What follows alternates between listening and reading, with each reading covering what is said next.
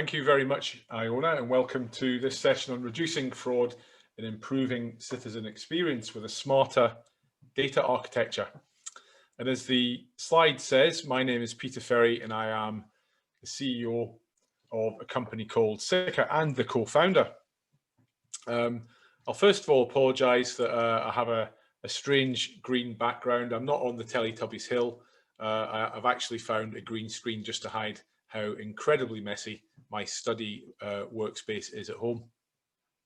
So some interesting things about me to kick things off, as well as being the co-founder of distributed ledger technology company Sikka. I'm also here in Scotland, in Edinburgh, the honorary consul for Estonia, something which sparked my initial interest in digital public services through time that I spent there. Last year has been an interesting year, and many of us have picked up new skills. Another interesting thing about me is that I became an amateur brewer during lockdown and started a small brewery. Many people threw themselves into health and fitness. I started a brewery. My passion in life and work is to, as a society, get to a position where we can be more secure, more trusted and more connected in the way that we interact with digital services. And I feel that one of the ways we can do that is by taking advantage of a new set of tools in the toolbox, distributed ledger technologies, to actually drive that goal. And that's my passion and what Sikka is all about. So today we're going to discuss how, particularly within local government, how we can improve citizen experience and at the same time reduce and prevent the risks of fraud. These are two things that are linked, as I hope we'll be able to show during this talk. And there's a role for distributed ledger, aka blockchain, to actually help us achieve that. So that's our topic for today. So why should we discuss this now? Well, cybercrimes are growing in impact and in scope, and the cost of the consequent potential of fraud to local government, in particular within the government ecosystem, is estimated to be over 2 billion every year. And this is at a time when financial pressures are growing on councils all the time with shrinking budgets. And in our COVID era, we've seen that digital transformation has been accelerated, as this Audit Scotland report confirmed around specifically Scotland's 32 local authorities. Without the improved access to data and the acceleration of digital transformation, we would have found things very difficult over the past year, or more difficult than they have been, because this has actually empowered us to mobilize communities to be able to keep citizen services and local services going, even though people have been working remotely. And very importantly, it's supported being able to drive those important data-driven decisions, which have mitigated the impact in terms of public health and economy of the pandemic. And one of the things that we've learned is that access to reliable data has been absolutely key in the response to this pandemic. We're probably all aware of the problem of non-joined up databases, for example, in health. This is a problem which has existed way before the pandemic, but COVID brought some seminal examples, particularly when in last October, November, we saw the problems of some of the informal, non-trustworthy reporting of data that had lost its integrity. And it meant that 16,000 COVID cases didn't get reported in the official figures that were actually behind some of the important public health decisions in autumn, winter of last year. So we've really learned a few things here that perhaps we realized them already, but we've learned that next time, to be more resilient, our sources of data, our reporting of data, it's got to be reliable. whether it's in this pandemic or in the next crisis. And certainly that Excelgate incident pointed to the need for specifically the policies and technical controls to actually address some of the issues that we see in data architecture in the transportation of data between organizations, as well as in the governance of data within those organizations. So this is a set of problems where there are some technologies collectively known as distributed ledger that can help in terms of cross-government working. Distributed ledger technology is a really broad term, and it provides a new set of tools in the toolbox for organizations such as local government, who have to collaborate within an ecosystem, to specifically be able to maintain more reliable data sets and to address some of the need that they have to better serve their citizens by providing connected citizen experiences. So these technologies, collectively known as distributed, decentralized ledgers, but perhaps more colloquially familiar through the collective term of blockchain technologies. And modernizing our data architectures can be confusing in the modern age. There's a lot of information out there around data sharing, privacy, confidentiality, new standards for how we interoperate, and even lots of hype and writings about blockchain applications in local government. We've seen many publications, national data strategy. We've seen the evolution of data protection regulation in Europe and in the States around GDPR and its future. We saw from the Open Data Institute information about the stewardship of data and the concept of data trusts, national cyber security strategies, and even last year's Blockchain for Local Government report, which came out of the Westminster All-Party Parliamentary Group, which we'll refer to later.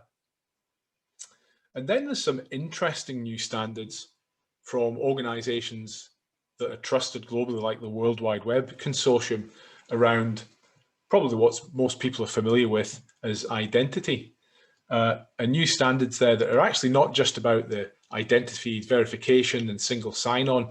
No, they actually cross into the data sharing space as technology standards which enable organizations like councils, local authorities to streamline citizen journeys by issuing credentials or verifiable credentials in the W3C standard, things like a license or an entitlement, so that a citizen can be more autonomous in reusing data in an open and standards-based way from their own device. And generally, these are technologies that are underpinned by decentralized tech like blockchain.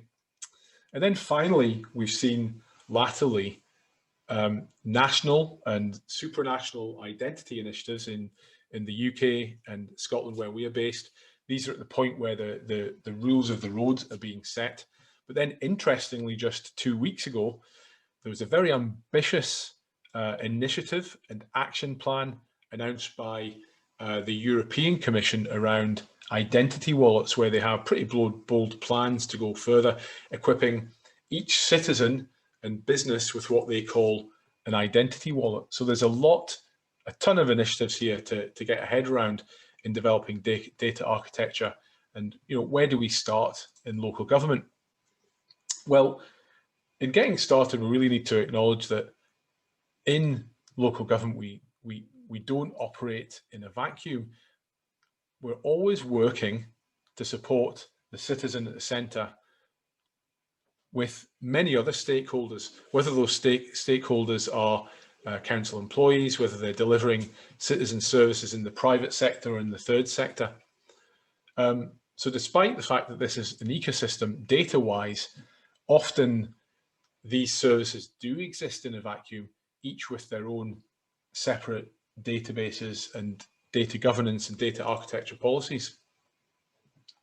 But the fact is that in local government, that confusing environment means that service managers have to communicate with their internal different departments, with other organizations, and with citizens. And there are numerous different digital tools, systems, databases in each organization with copies of sensitive data about and with the citizen.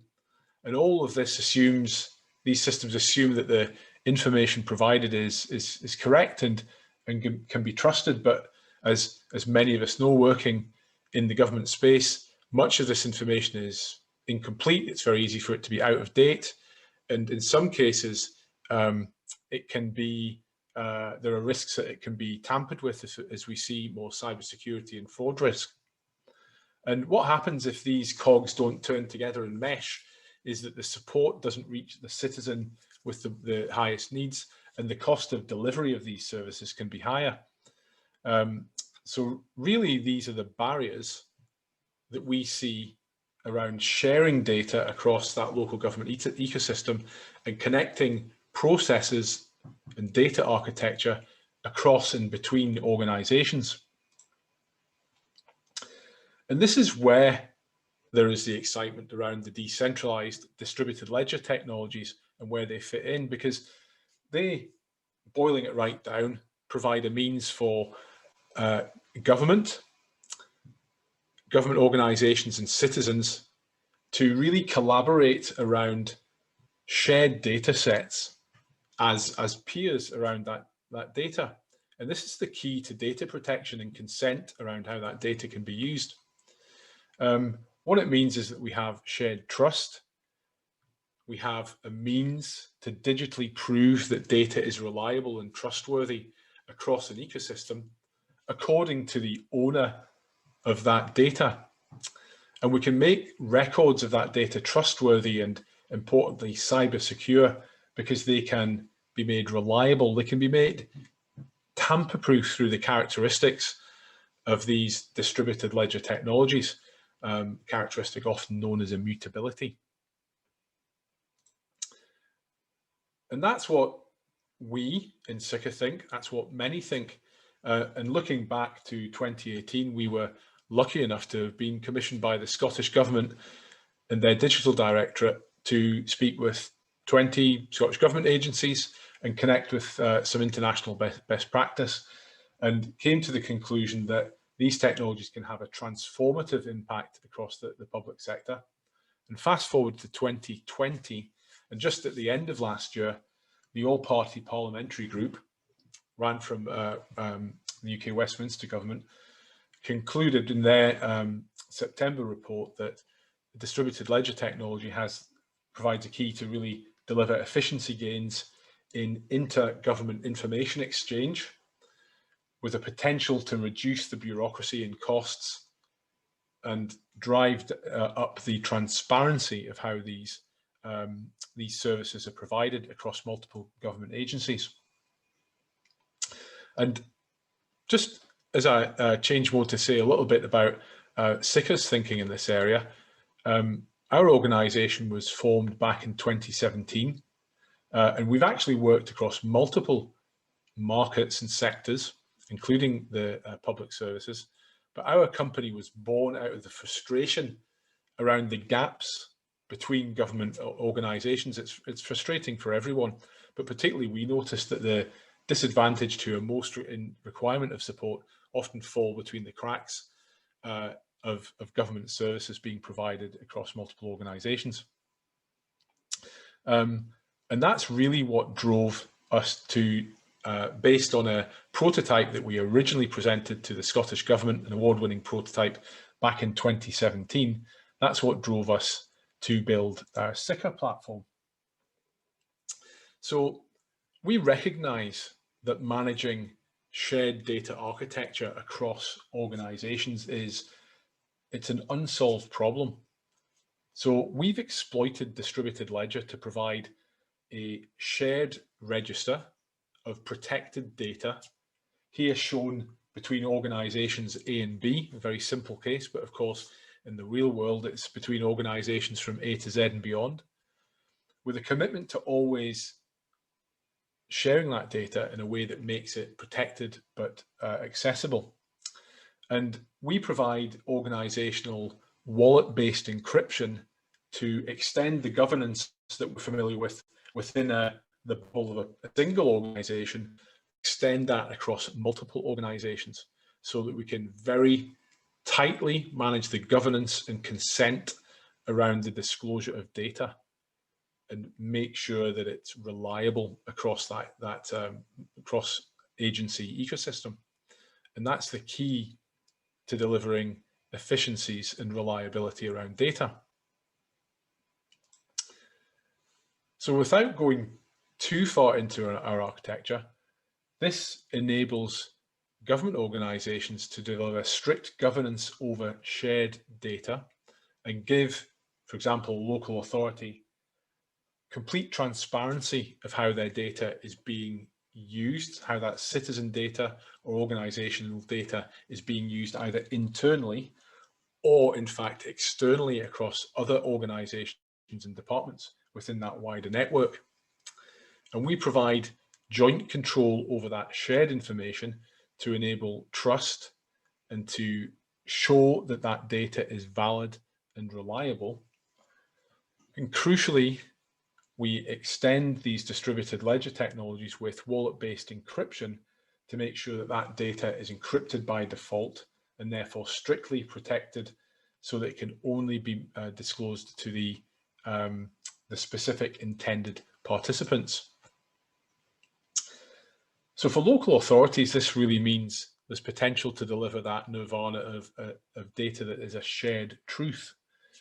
It's established based on strict data flows that are actually agreed by all of the stakeholders within a cross-organizational network, all of those stakeholders as peers.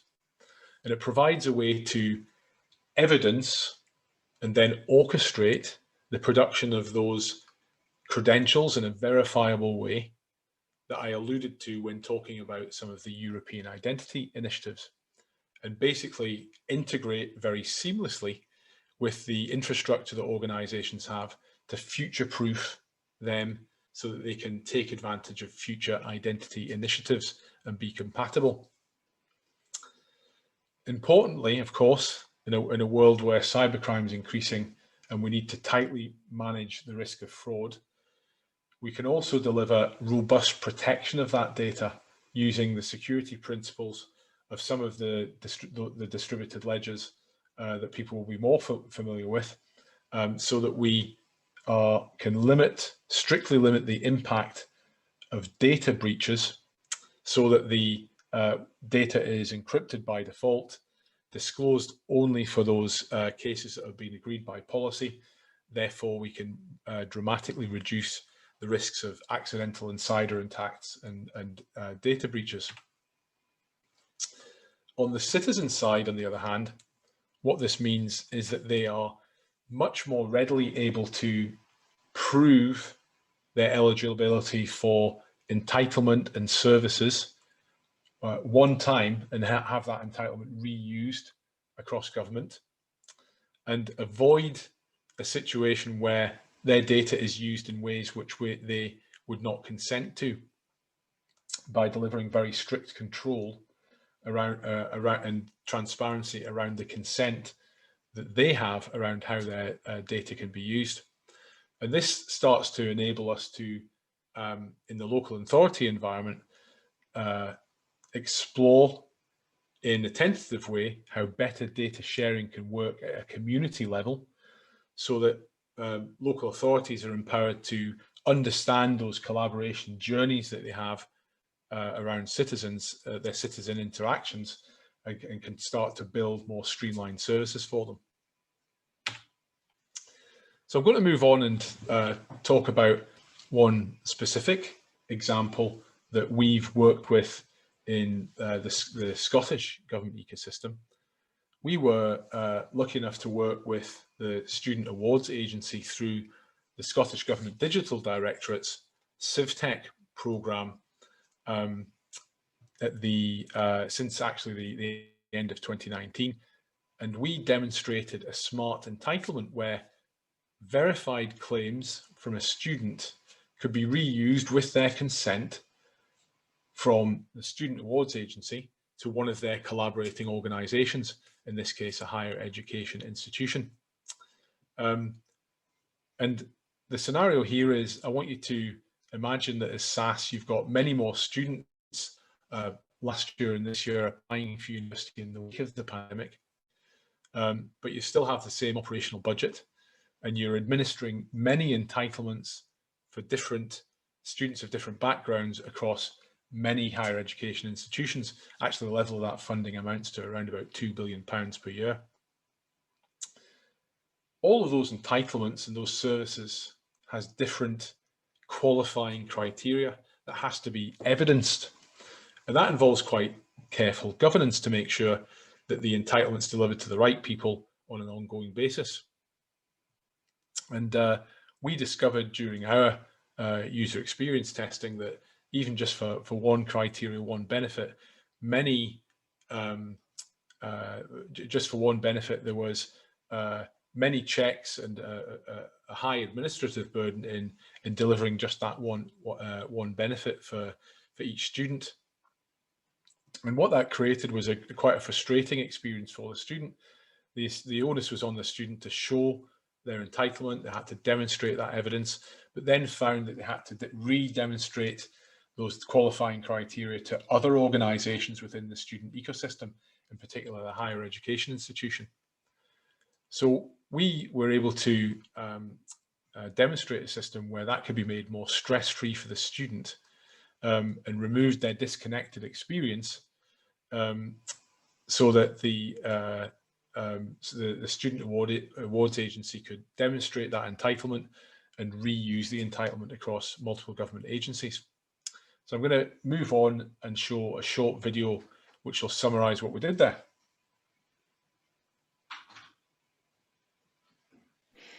There are over 14,000 looked after children in Scotland. They deserve the same opportunities as anyone else. But latest figures show that when care experienced school leavers go on to higher or further education, they are less likely to complete their course than their peers. It's a similar challenge for other groups with additional supported needs. Take Ben. Ben is a care experienced school leaver who has just been accepted to university. He's entitled to a range of additional support services from a number of different organisations to support him through his studies. But to receive the support, he must fill in more forms and provide more evidence of his individual circumstances. And this experience has been described as disconnected, frustrating, and intimidating. So how can we ensure Ben has access to all the funding he's entitled to and deliver a seamless experience? The Student Awards Agency for Scotland, higher education institutions and Sikka are working to make access to support for students stress-free and non-intrusive. Ben has to provide his evidence just once. The evidence of his circumstances is then verified and secured in his digital wallet.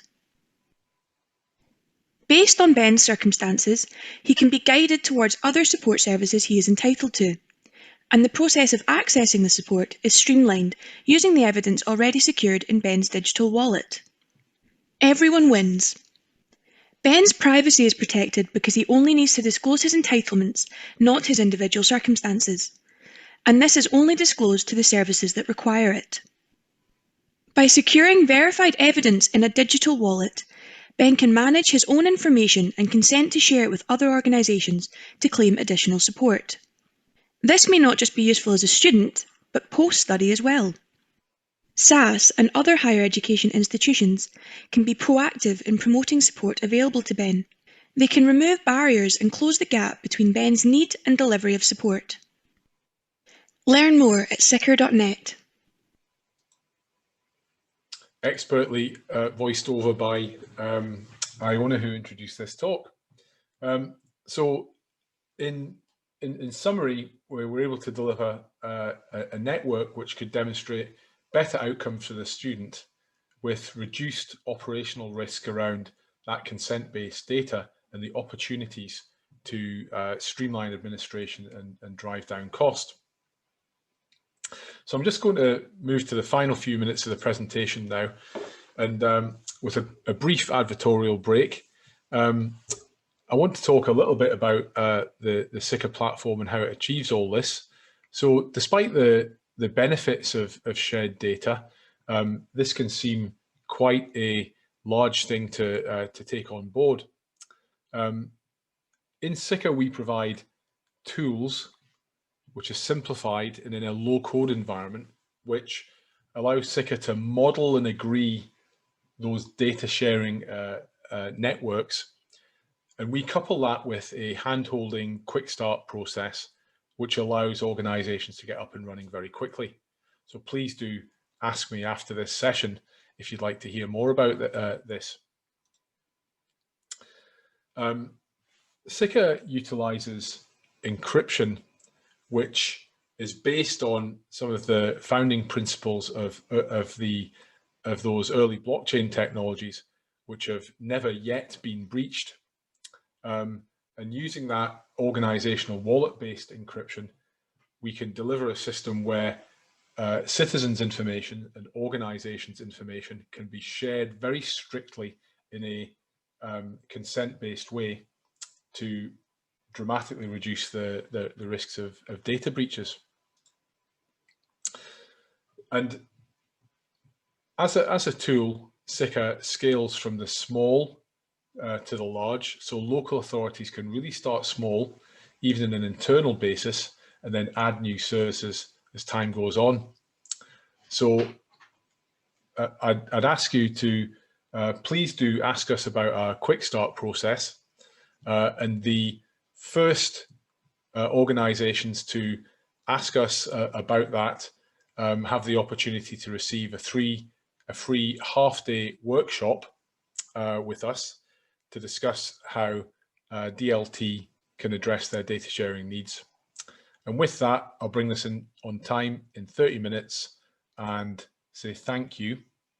And please do get in touch with me on my email address, peter@sikka.net, for any further questions.